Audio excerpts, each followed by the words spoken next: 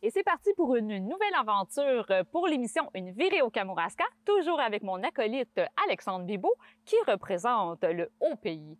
Bonjour Alexandre! Salut Anne-Christine! Alors, on est à Saint-Bruno de Kamouraska. Et qu'est-ce qu'on peut dire sur Saint-Bruno de Kamouraska? Eh bien, il y a vraiment beaucoup de choses à dire sur ce village que j'ai envie de dire presque mythique, tellement il y a d'histoires à raconter. Wow! Tout d'abord, on est vraiment là à Saint-Bruno de Kamouraska. Un de ses surnoms, c'est le joyau caché du Haut-Pays. Pas que c'est si loin que ça, c'est simplement que Saint-Bruno est la seule municipalité du Haut-Pays qu'on ne peut pas voir aucun des bâtiments quand on est sur le littoral. On ne voit pas le clocher de l'église, on ne voit pas de silo. Parce que Saint-Bruno est vraiment à l'intérieur du plateau forestier, il est caché dans la forêt. Donc, on découvre Saint-Bruno et ça devient un petit joyau caché. Oh, mais c'est joli quand même, c'est poétique. Ben oui, on l'a-tu dit en même temps? En même temps, beau timing. L'autre surnom qu'on lui donne parfois, c'est la petite Venise du Haut-Pays. Parce que Saint-Bruno est traversé par 6 rivières.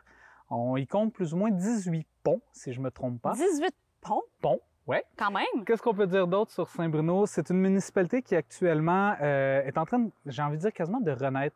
Beaucoup de constructions neuves qui sont en périphérie du village parce que Saint-Bruno a l'avantage d'avoir une grande zone blanche qui permet la construction.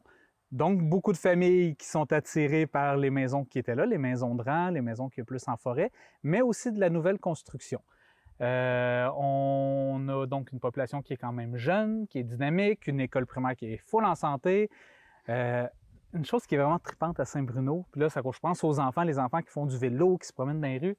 Je ne sais pas si vous remarquez, là, il n'y a pas de bruit. Le bruit du vent. On n'entend à peu près rien à Saint-Bruno. Parce que Saint-Bruno est vraiment une destination en soi. On ne passe pas par Saint-Bruno pour aller dans les autres villages. Donc, c'est une route qui monte à Saint-Bruno. On va visiter cette municipalité-là, on va y vivre. Mais les gens, ils circulent peu. Donc, c'est un village qui est hyper paisible, qui est silencieux, qui est agréable. Ça, moi, ça me marque pour cette municipalité-là. Oui, puis il y a des attraits là, quand même assez importants aussi. Hein? Il y en a quelques-uns. Je pense qu'on va en faire aujourd'hui. On va certainement en faire quelques-uns. On commence incontournable. On va se rendre à la pourvoirie des Trois-Lacs où Pascal Malenfant nous attend.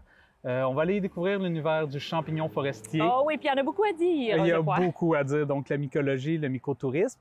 On va aller prendre une petite collation ensuite. Entre deux entrevues, disons. Ouais, entre notre vie de jet set, on va aller manger à la cantine Le Brûlot. Pourquoi que la cantine Le Brûlot, festival du petit brûlot, c'est pourquoi le brûlot, là? Ça pique ta curiosité? Ben, mais ça pique ma curiosité. En fait, c'est simplement un clin d'œil à l'ancêtre du village qui a donné son nom au village. C'était un monsieur Bruno. Puis le gentilé des gens de Saint-Bruno, c'est des Brûlois et des Brûloises. Okay. Brûlois et Brûloises. Donc, c'est aussi pas très loin de Brûlot. Il y a un petit amalgame qui se fait à travers ça, puis les gens ici prennent ça en riant. Ah oui, puis il n'y a pas de brûlot, là. Ça, c'est un mythe, par exemple. Il n'y a pas de brûlot ici. Est-ce qu'on en a, là? Ben non, pas Zéro. du tout. Il n'y en a pas de brûlot ici. Puis, on va terminer notre visite de Saint-Bruno avec une visite à la ferme Radicale, qui est une nouvelle entreprise maraîchère établie depuis peu dans le Haut-Pays. On peut le savoir, hein, que c'est une entreprise maraîchère radicale. Radical. Ouais, il y a un beau petit jeu de mots derrière ça. Dans les autres entreprises qu'il y a dans Saint-Bruno, on pense à Les Branchés, lieu récréo-touristique avec... Hébergement insolite. Oui, hébergement insolite, des cabanes dans les arbres, des yourtes. Spécialisés vraiment, je pense, l'hiver, c'est leur grosse saison avec la raquette, le ski de fond. Puis Saint-Bruno est aussi vraiment réputé comme un territoire pour la chasse et la pêche, oui, vu les nombreuses rivières et le beau territoire forestier. Les gens y ont souvent des chalets ou de leur terre de chasse. Super! Fait qu'on est prêt pour partir à l'aventure à Saint-Bruno de Kamouraska. Yay!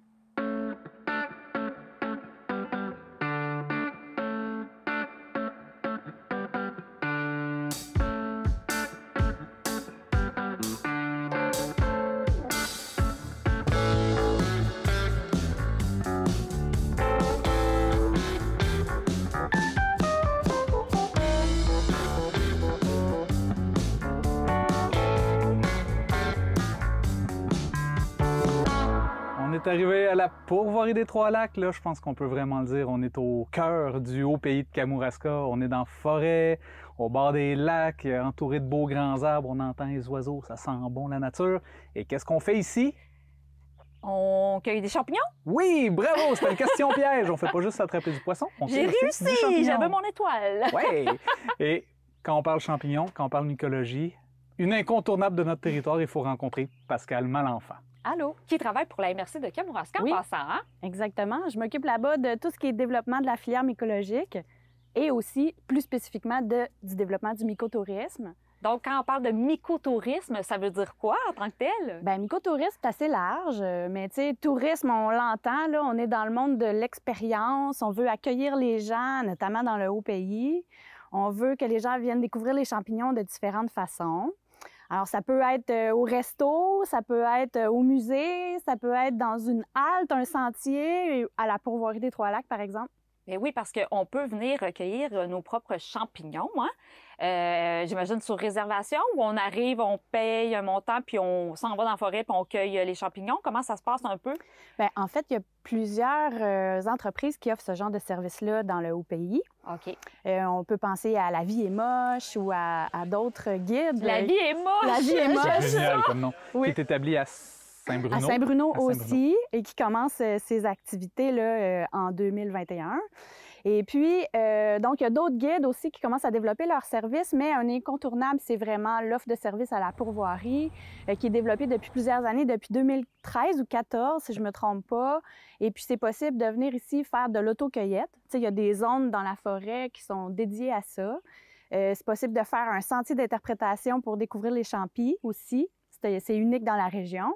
Mais on peut aussi venir pour les activités guidées avec l'équipe d'interprètes de la pourvoirie. Puis ça, c'est vraiment une activité qui est super populaire parce que les gens aiment être guidés pour être rassurés. Ben oui, surtout avec le champignon, Dans la parce qu'on le découverte sait du que c'est champignon. pas tous les champignons qui sont comestibles. Exact. Donc, on s'improvise pas, tu sais, seul, sans connaissance, dans la forêt, puis on cueille des champignons, puis on décide de tout goûter, là. C'est pas comme Ben, ça, là. Tu as raison, on mange pas n'importe quoi. Ouais. Puis tant qu'on n'est pas à 100% certain de l'identification de l'espèce, on goûte pas, on mange pas. Mais par contre, tu sais, on peut vouloir découvrir les champignons, pas juste pour les manger, hein. On peut pouvoir aller dans la forêt, les découvrir, apporter nos guides d'identification, même si on n'est pas un expert, puis juste découvrir la diversité fongique de notre région sans nécessairement y aller juste pour trouver quelque chose qui se mange. Est-ce que ça veut dire que tous les champignons qu'on voit, là, sur les pancartes, on les retrouve ici? Bien oui, bien sûr, la plupart.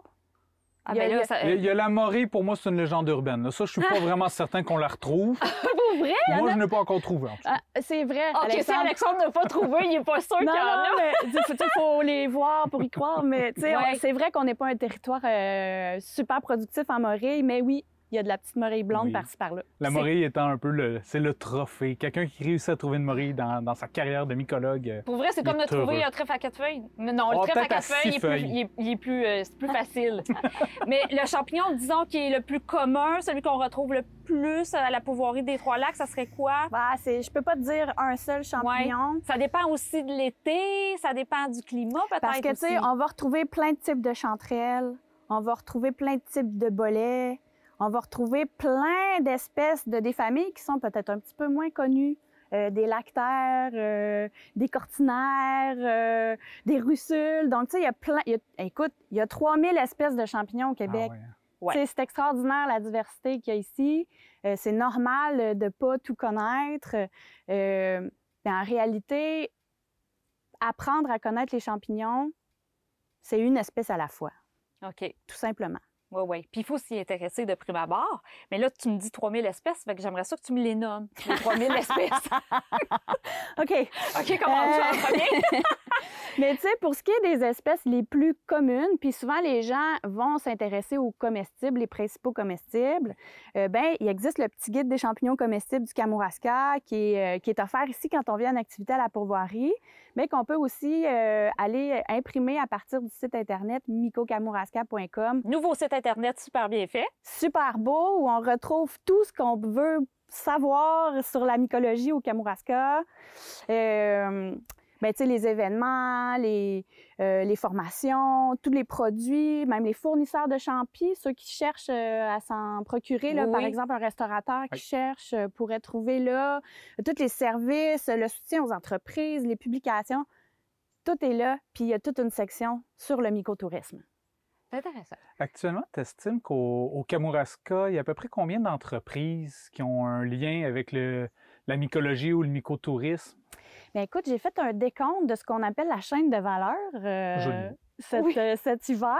J'ai refait une mise à jour pour voir un peu dans chaque maillon de cette chaîne-là, que ce soit des producteurs, des gens qui approvisionnent, des gens qui transforment, des restaurateurs, mais aussi les gens qui ne sont pas nécessairement dans le tourisme, là. Et puis, j'en étais à 120 intervenants impliqués, que ce soit des individus, là, je pense surtout aux cueilleurs, ou des entreprises ou des institutions qui sont impliquées de près ou de loin dans cet écosystème mycologique-là. Que pour notre MRC. Que pour notre MRC. Hey, 120. Quand même. Alors, On les aime, nos C'est champignons? incroyable. Oui, ça progresse. C'est une vraie économie qui est en train de se mettre en place. Vous le savez, ça fait déjà plus de 10 ans qu'on travaille là-dessus, mais on sent dans les dernières années que ça s'accélère. Et par rapport au mycotourisme, tout particulièrement, dans les prochaines années, on va vraiment voir l'offre se structurer, les activités se multiplier, puis on pressent qu'il y a vraiment du changement pour le Haut-Pays là, au niveau du mycotourisme. Bien, justement, tu parles de ces changements-là. Il y a, oui, la visite pour aller cueillir les champignons, mais il y a 3 incontournables pour les champignons, le mycotourisme. Oui. C'est quoi ces 3 incontournables? Tu as raison. Merci d'en parler. Ça m'excite de parler de ces 3 incontournables de la saison mycotouristique. Bien, il y a bien entendu le mois du champignon. C'est tout le mois de septembre. Il y a du champignon depuis le mois de juillet jusqu'au mois d'octobre, mais on choisit de monter une programmation spéciale pendant le mois de septembre. Et là, il y a plein de promoteurs, de restaurateurs, de boutiques qui s'impliquent pour offrir des activités spéciales, des menus, des ateliers. Puis, vous savez, la stratégie derrière ça, c'est aussi d'étirer la saison touristique. Oui, oui. Dans une période où c'est un peu plus calme dans notre région. Exactement. Puis, pour la programmation du mois du champignon, tout est en ligne sur le site mycokamouraska.com. Tout est là. On voit que ce site Internet-là, il est bien garni, puis il est à jour. Il est à jour. Sinon, ben, je pense que tu as une nouvelle idée aussi, un passeport. Parle-nous-en plus, en détail. Oui, ça, c'est une nouveauté depuis l'été 2021. Il y avait cette intention de structurer l'offre, justement, de la rendre plus accessible, d'inciter les gens à découvrir l'offre des entreprises de la région aussi. Donc, il y a ce passeport-là qui est vraiment comme un passeport qu'on peut faire étamper dans plus d'une vingtaine d'entreprises participantes. Donc, on va chercher un produit, mais là, on sort notre passeport, puis il étampe... Exactement. J'imagine un champignon. Absolument. Je vois pas qu'est-ce qui te fait croire ça. Moi, je vais essayer. C'est super concept. Mais tu sais, il y a tous les menus, il y a toutes les expériences, il y a les boutiques aussi où on peut aller acheter des produits. Donc, pour chaque tranche de 10 $ d'achat mycologique, on reçoit une étampe. Et par la suite, pour chaque étampe, bien là, on a une chance de gagner des super prix. Donc, tout ça est lancé dès le début septembre jusqu'à la fin septembre. Et évidemment, tous les détails du concours et tout ça sont sur le site web! Je reste le bout de là. Et le dernier incontournable, que ça fait quelques années quand même que ça a commencé, mais c'est un incontournable. Le Festival des champignons forestiers du Kamouraska. Oui. 6e édition en 2021. Il change de lieu et de date, attention. OK. Alors, est-ce qu'il faut s'asseoir? Le festival quitte le littoral. Il y avait toujours eu lieu à Kamouraska depuis 2015. Maintenant, on monte dans le Haut-Pays, justement. On se rapproche de la ressource. On s'en va au camp musical Saint-Alexandre, qui est un site extraordinaire qui va permettre à l'événement de grandir aussi, d'offrir des nouveautés comme de l'hébergement, par exemple, pendant l'événement, puis qui est tout équipé de tout ce qui... Tout ce qu'on peut avoir besoin pour tenir un festival d'envergure, en fait, est sur le site du camp musical, en plus d'être proche des rivières, des forêts, des lieux de cueillette. Puis le festival, qui avait l'habitude de se tenir à la fête du travail... Oui, c'est vrai. Va avoir lieu à la fin du mois de septembre. Donc, le mois du champignon, on se rappelle, c'est le mois de septembre. Ben oui. Et il culmine avec le festival à la fin du mois. Puis, tu sais, encore là, ce changement-là nous permettait d'assurer un meilleur approvisionnement en champignons aussi. Parce que fin août, des fois, début septembre, c'est un peu sec. fin septembre, on est toujours sûr d'avoir un bel approvisionnement pour pouvoir soutenir les différentes activités. On doit dire que le champignon, c'est pas seulement le mycotourisme. Là. On l'utilise pas seulement pour inviter les gens à découvrir le champignon, mais on peut faire d'autres choses avec le champignon, comme vrai. par exemple... Bien, c'est vrai, le Kamouraska mycologique, c'est le nom qu'on donne au secteur d'activité ici dans la région. Oh, c'est beau! On entend un pic-bois derrière nous. J'ai choisi de faire une pause pour écouter le pic-bois. C'est bien. On Non, se mais on sent aime imprégné. On aime ça. Alors, ce que je racontais, c'était que le Kamouraska mycologique, c'est comment on appelle tout le secteur d'activité mycologique au Kamouraska. On peut le diviser en 3 filières distinctes. Celle du mycotourisme, dont on a bien parlé aujourd'hui, Oui. mais aussi celle du champignon comestible, où là, on a plein d'activités, là, comme pas juste la cueillette, mais aussi la production, la culture de champignons. Il y a tous les fournisseurs d'intrants pour permettre cette culture-là. Il y a tous les transformateurs. D'ailleurs, il y a plusieurs entreprises qui développent en ce moment des nouveaux produits qui intègrent les champis. Il y a tous les restaurateurs, donc jusqu'aux consommateurs. Donc, on a là toute une filière en soi qui génère des retombées pour notre région. Et puis la troisième filière, c'est celle des mycotechnologies. Alors là, c'est un peu plus moins mature, je dirais. On est un peu plus encore en recherche puis en transfert de technologie vers les entreprises. Mais qu'est-ce que ça veut dire, mycotech? Oui, oui. C'est toutes les autres applications des champignons qui ne sont pas nécessairement comestibles. Donc, on va parler beaucoup de mycomatériaux, de production de textiles, de décontamination de sol. Tu sais, il y a tout ce qui est... Bien là, c'est encore un peu plus technique, là, mais tout ce qui est production d'enzymes ou de molécules actives qui vont être utiles, par exemple en pharmaceutique ou pour d'autres technologies, même alimentaires. Donc, tu sais, c'est tout un monde. Oui. Puis, tu sais, j'oserais dire qu'on est un peu en retard au Québec, c'est-à-dire qu'ailleurs dans le monde, il y a déjà des entreprises qui commercialisent plusieurs de ces mycotechnologies. Chez nous, on a quand même ici le grand champion Premier Tech au niveau de la production de mycorhizes. Je pense que c'est le plus grand producteur de mycorhizes au monde, si je ne me trompe pas. Possible. Donc, c'est pas rien, là. C'est Plein des de matériaux possibilités. d'avenir, hein? Complètement naturels, complètement biodégradables. Malgré tout, assez facile à produire. Ben oui. Du coup, que tu as comme ta technique, là. Donc, tu sais, il y a là un chemin à suivre. Très intéressant, Pascal. Fascinant. Puis là, on est rendu d'aller se promener dans le Bois! bois. On va essayer de découvrir des champignons. Ouais. On arrive, le pic!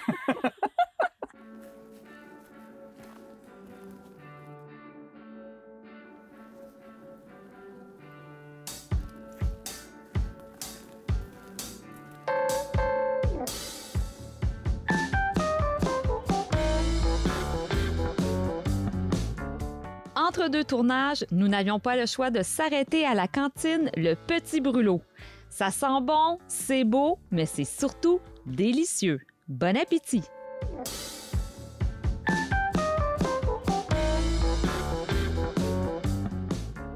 Anne-Christine, Alexandre, on est arrivé à la ferme Radical. Radical?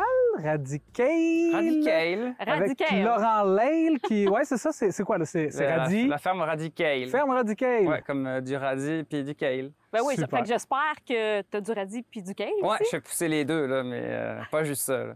Mais avant de commencer de parler de ton beau projet à Saint-Bruno de Kamouraska, moi, j'aimerais ça savoir, tu sais, ça fait pas longtemps que tu es installé ici. Pourquoi Saint-Bruno de Kamouraska? Parce que tu viens de la France, toi. Oui, c'est ça. Moi, je suis natif de la France. Je suis arrivé à Québec en 2013, puis je suis resté jusqu'en 2016. C'est ça, moi, je travaillais plus, j'étais un peu dans l'environnement, Greenpeace, choses comme ça. Puis OK. ça fait un peu l'éveil puis l'intérêt pour l'agriculture. J'ai fait des stages d'agriculture, puis finalement, je suis allé à l'ITA, à la Pocatière, pour étudier. J'ai fait un DEC en production horticole, OK. avec déjà l'idée de partir un projet horticole. Fait que là, j'ai fait mes outils là-bas, puis après, je suis parti en quête d'un terrain. Puis, j'ai trouvé pas mal mon petit paradis à Saint-Bruno, en fait. C'est comme juste une bonne taille de terrain, l'accès à l'eau, un bon voisinage. Mais c'était à vendre ici, là. C'était à vendre ici, ouais, c'est ça. OK. Je cherchais une maison avec un grand terrain, fait que c'est pas mal ça. Mais il n'y avait pas de maraîcher avant, là. C'est tout toi qui a fait ça, c'était là, juste, les c'était juste de jardins. la friche. Il y avait C'était en rien. friche. Il y avait des arbres un peu pas entretenus, puis c'est ça, une grosse friche. Mais Fait est-ce que que ça a été long de démarrer ce projet-là de la ferme radicale? Radical. Radical! Ça a pris, j'ai pris une année, mon premier été dans le fond ici, j'ai comme préparé un peu, j'ai fait venir un gros tracteur qui est venu comme ouvrir les parcelles, puis après j'ai mis des bâches en plastique pendant un an, j'ai laissé ça macérer. Puis c'est ça, au printemps l'année dernière, tout est parti en fait. On a fait les buttes, j'ai mis un tunnel, j'ai mis des tuyaux d'irrigation, j'ai commencé à planter, puis... C'est parce que tu as étudié aussi, là-dedans. Oui, c'est là, ça. on s'improvise pas maraîcher de même. Non, là. c'est ça. Moi, ça fait depuis que je suis au Québec, en fait, ça fait faire 8 ans que j'ai toujours été un peu dans le maraîcher. Finalement, j'ai fait plusieurs stages. J'ai commencé WWOOFing, puis j'ai fait engager. J'ai fait plusieurs fermes, toujours comme ouvrier agricole dans des fermes bio, un peu toujours des paniers, choses comme ça. OK, fait que tu savais vraiment quoi faire pour partir. Le côté là. production, je commençais à le maîtriser. OK. Mais c'est ça, il y a des notions que je connaissais pas encore non plus. Fait que, tu sais, le cours m'a apporté ça aussi, des plus, des moins. Mais tu sais, c'est juste ça m'a ancré ici. Puis finalement, j'ai eu le goût de rester au Bas-Saint-Laurent. Après, une fois que j'étais arrivé là, je suis comme, pourquoi repartir encore? C'est bien ici, il y a du beau monde. Fait que ça m'a donné envie de rester. Le haut pays était séduisant. C'est ça, il y avait moins, est bien, hein, il y avait moins de monde. Ouais, c'est ça. Ouais. Une fois que tu arrives à passer le cap des mouches, tu peux rester à Saint-Bruno. Tu peux devenir un brûlois. Un brûlois, ouais, je pense, c'est ça. Il y en a qui disent qu'on habite à Saint-Brûlot. Fait que j'ai vite compris pourquoi c'était... Oui, Mais non, il y en a pas. Le C'est premier limite. été, mettons, au mois de juin, là, à Ça limite. Saint-Jean, là, je me suis posé des questions. Là, je me suis dit, j'ai fait le bon choix. Bon, on s'habitue à tout. On s'habitue à tout, ouais, c'est ça. Et là, je vois que tes magnifiques jardins, mais qu'est-ce que tu fais pousser? Qu'est-ce qu'on peut trouver ici? Dans le fond, c'est ça. Il y a plus que juste du radis puis du kale, là, on va se le dire. On là. l'a vu, là. Ça fait une Puis, salade t'as des de monnaie. OK, fruitiers. c'est Ouais, bon c'est une ça. fois, Puis on ne mais- fait pas beaucoup non plus. On ne prend pas vraiment envie de ça. C'est pas les légumes les plus demandés. C'est plus, c'est ça.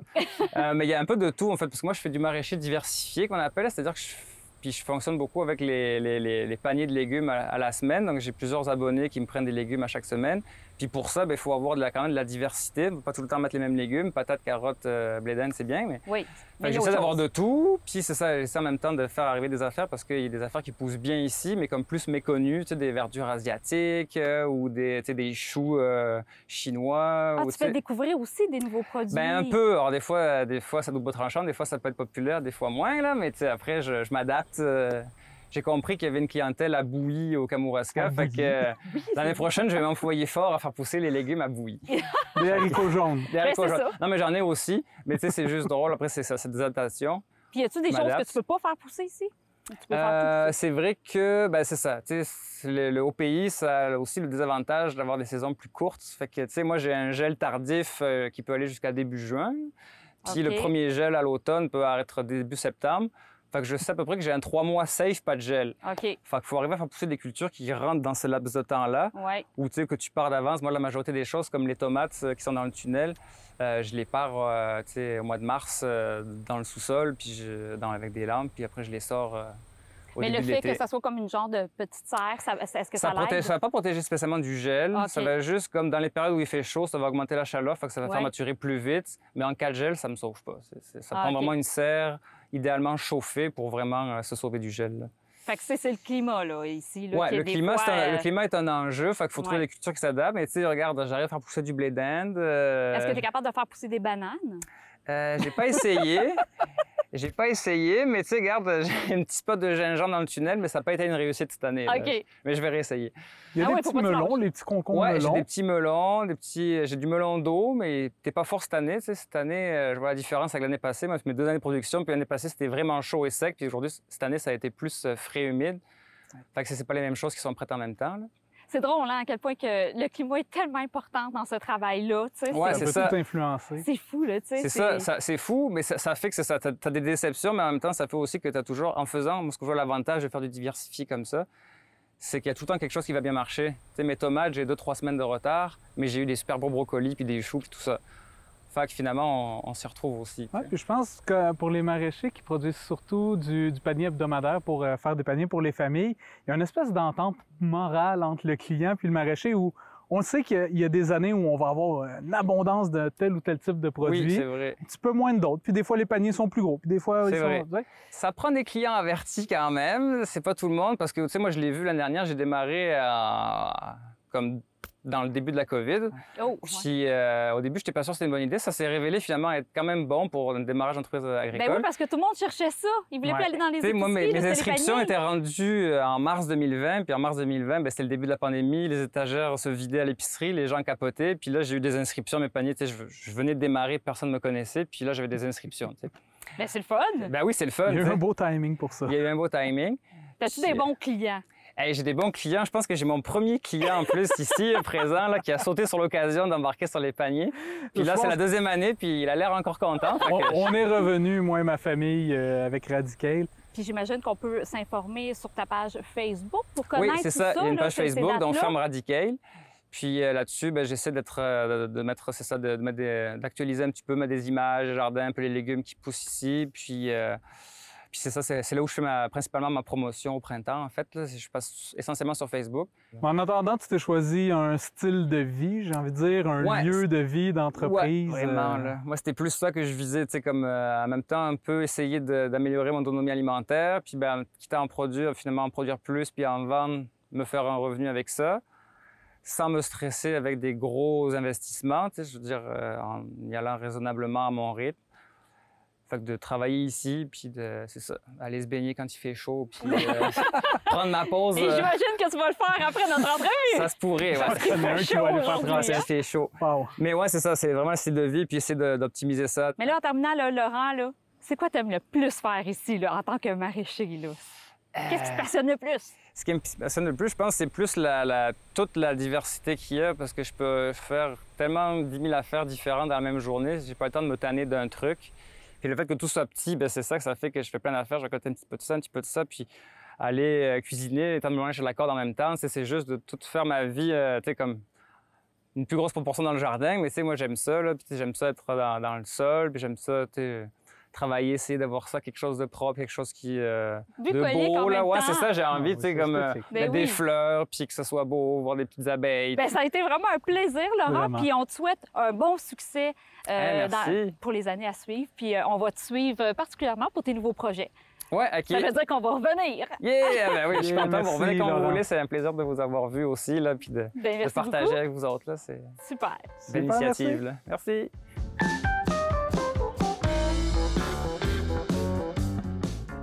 Alors, c'est déjà terminé pour notre aventure à Saint-Bruno de Kamouraska. C'était quand même assez le fun. Merci. Ah, c'est trippant, c'est beau Saint-Bruno, c'est le fun. Plein de C'est choses à beau, voir. mais c'est...